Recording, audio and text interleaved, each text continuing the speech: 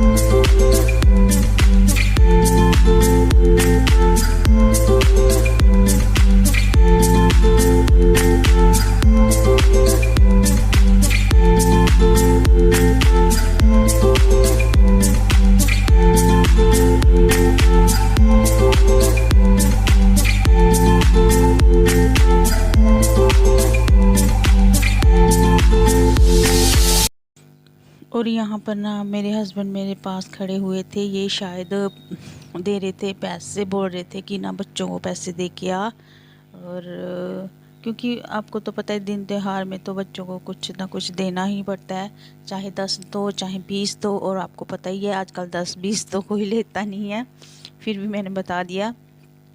और यहाँ वो दे रहे थे मेरे को पैसे, पकड़ा रहे थे कि ना तू ना उनको दे के आ। फिर मैंने सोचा ठीक है, पहले मैं खाना यहाँ पूरी बना लेती हूँ, उसके बाद जाऊँगी।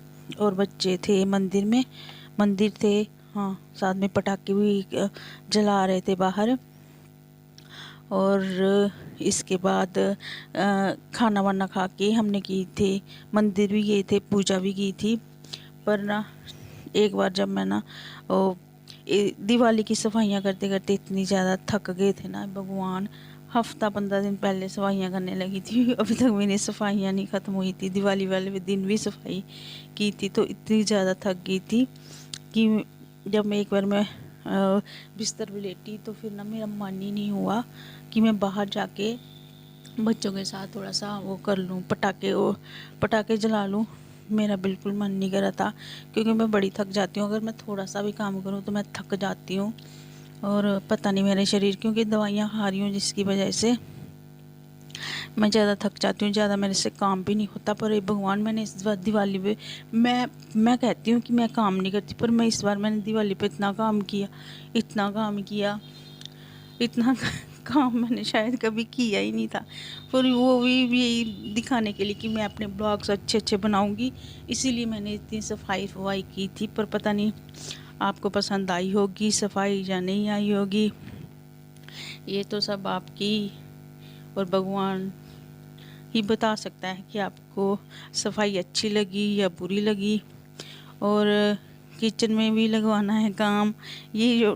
ये मेरे लिए जो नए शीट मैंने मंगवाई थी ना, मैं खुद गई थी बाज़ार में शीट ये लेने। अब वो अभी हस्बैंड बोल रहे थे कि रहने दे, अभी काम लगवाना, फिर ऐसे खर्च हो जाएंगे पैसे। मैंने सोचा कोई बात नहीं, ऐसे अच्छा नहीं लगेगा दिवाली पे, तो फिर इसलिए हमने शीट ये है ना ऊपर वाली नई नई बिछाई है। जो नीचे है ना वो पुरानी है, जो ऊपर बिछाई थी वो हमने नीचे बिछा दी।